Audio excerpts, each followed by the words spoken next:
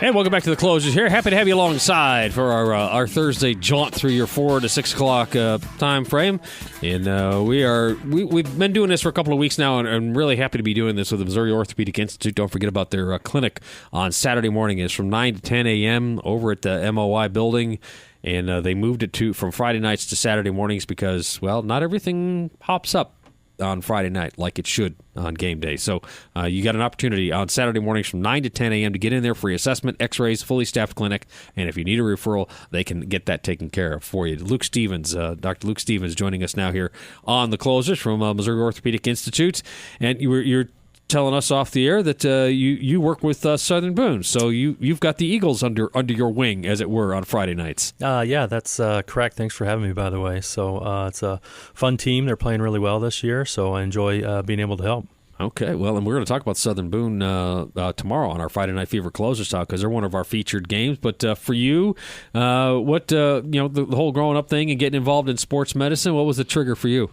When I grew up, my father was a coach. So whenever coach's kid. Yeah. So often I would be basically the team physician before I was a physician. So I was the one that got to tape the ankles and do those things. So that was kind of my initial start in that was to help with those things. So whenever I got closer to going to college and those things, really strongly considered sports medicine and really haven't looked back since. So now that you're all grown up, you got a real job. What's the specialty? So I do family medicine with part of my time, and then I do sports medicine with the other time. So non-operative orthopedics, as we like to call it, or primary care sports medicine. So okay, and I see on your bio here as well asthma, chronic illness, heart disease, that type, preventative health. The preventative health, that's a pretty global assessment type thing. But for you as a physician, especially a sports medicine physician, when an athlete comes to you for the assessment, they've had difficulty breathing or something along that line. What's the walkthrough on that for not just the athlete but the parent? Yeah, so certainly a great history is really what makes that, and so really delving into that and getting good information from the patient, from bystanders, which is usually parents or even coaches, and trainers if they're lucky to have that, to get that information of what are your symptoms, what brings that on. What have you tried in the past? Is it continuous every time you do it? Is it more intermittent? That goes a long way to helping us just decide how are we going to approach that, and then you get into treatment, but you got to make sure you're treating the right thing from the get-go. And so history is really, really important, especially when we're dealing with conditions like exercise-induced bronchoconstriction or some of those more subtle findings. So, how important is the weather?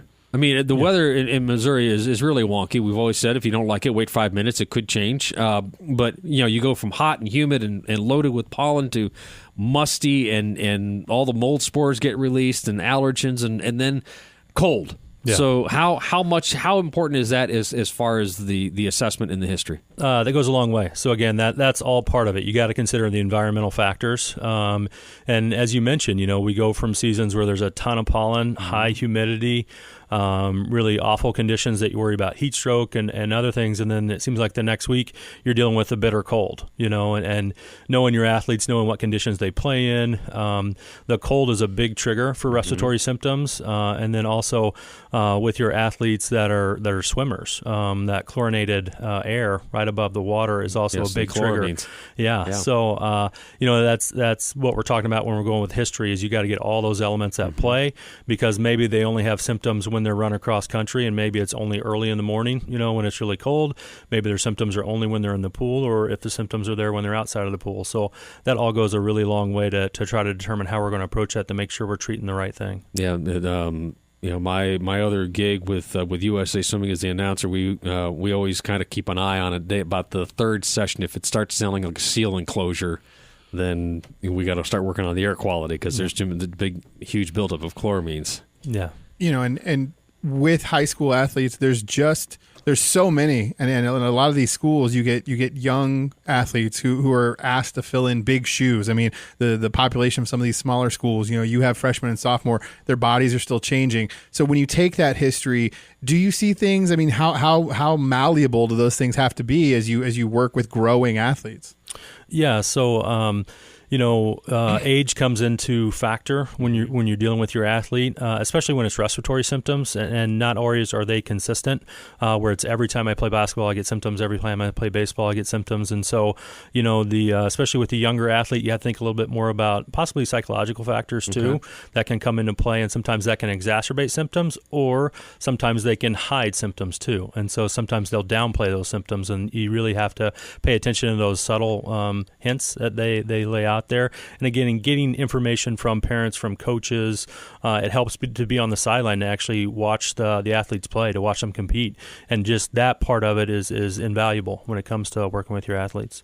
Dr. Luke Stevens with us here, Missouri Orthopedic Institute, and it's asthma. We've talked about the asthma broncho constriction aspect of things. Now, the heart issues, that is becoming more and more to the forefront because the testing has increased. I know on the NCAA level, there you've got the sickle cell trait that is being tested for now. Correct.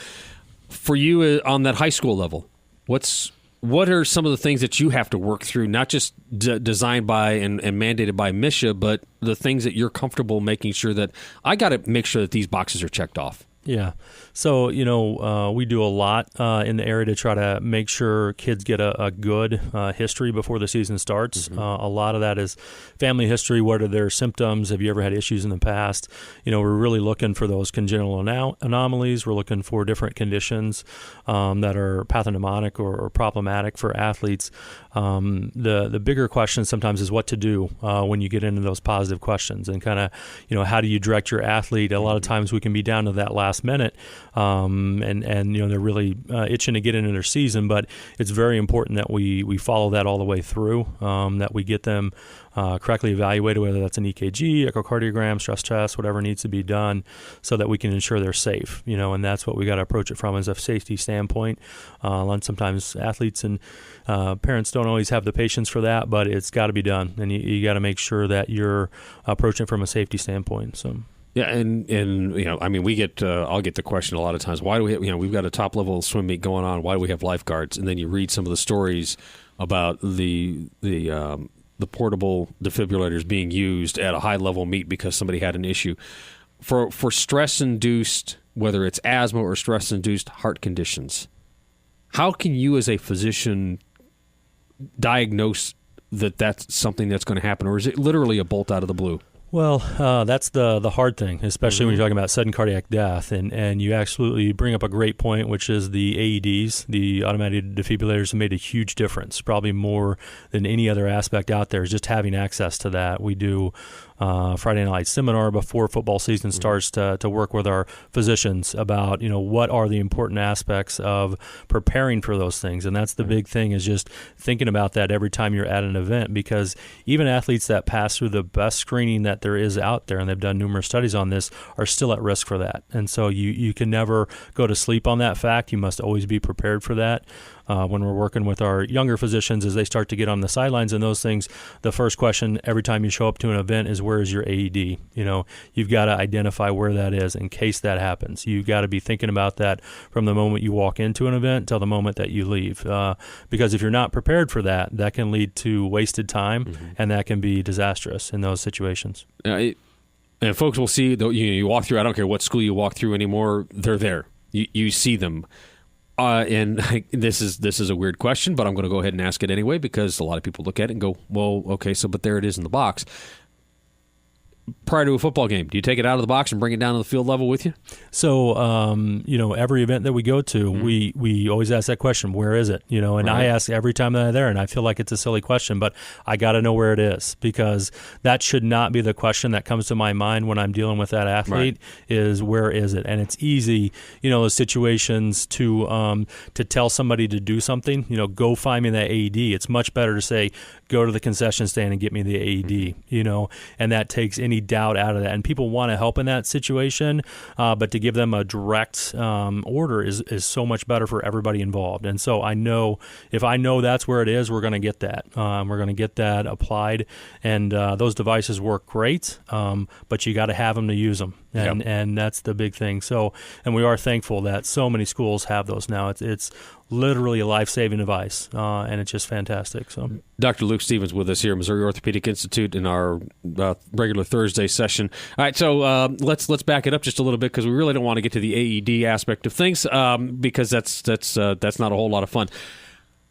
Medications, for the high-level athletes, you get there's this laundry list of medications, ingredients, things that you cannot take. They're prohibited by the NCAA. They're prohibited by USADA, United States Anti-Doping Agency.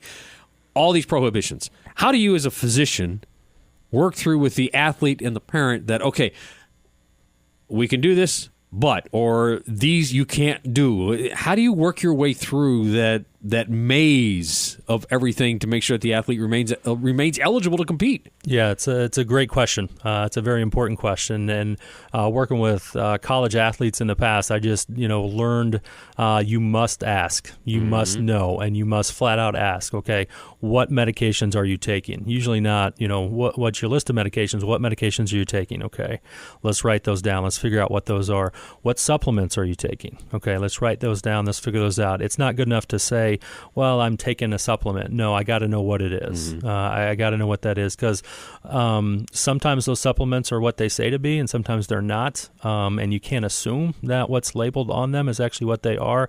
And that's where a lot of honest athletes get into trouble. But the medications, we should know what they are, because it also impacts how that athlete's being treated, and are we treating them correctly with the right medications? And so you got to know all those different aspects. Sorry. Oh, go ahead. There's so many interactions. I mean, between prescriptions, between supplements, and things that are on a banned list and everything else. I mean, is it a point in time where you will come across something that, there is an interaction in some way that was unforeseen? And then, how do you deal with an athlete and a parent and a doctor who is dealing with that when you're trying to keep, everything all together from a kind of a legal standpoint with college athletes, and from a participating factor with high school athletes? Yeah, certainly with the medications, we know for the most part which interactions to look out for. And there's not a ton of new medications that you're going to see in your younger athletes, healthy athletes. By and large, that's what you're going to see. The supplements are the real wild card, because they're constantly coming up with new ones. There are some good third parties out there that test the supplements to actually make sure that they are what they are. But then it's a significant exercise. I'll throw another variable in there too, taking care of athletes from different countries. Sometimes we'll see that with some of our athletes. And so, really, it's interesting to see the different medicines that they have available to them. And then that's another aspect where you got to do your diligence, because you want to keep them healthy, you want to keep them safe, and you want to keep them eligible. And that's something that a good group of physicians and trainers and athletes and everybody gets education on. But it's very important for the athlete. Baseball's had a huge problem with the steroid issue, especially with the athletes out of the Dominican Republic. When you get an athlete that comes back into the country, and it's time, right prior to the competition season opening up, you've got to get them, you got to run them through. How specific do you have to be with the questioning? I mean, are you doing what's your medication list? Give me that list. What's the supplements, and what's the other list? Do you have to delve into the all right? And what else are you taking that isn't part of the categories that we've already talked about? Again, you got to build your trust with your athletes. Your athletes got to trust you, and I always approach it from a standpoint of, I am here to help you. I want to keep you healthy. I want to keep you eligible.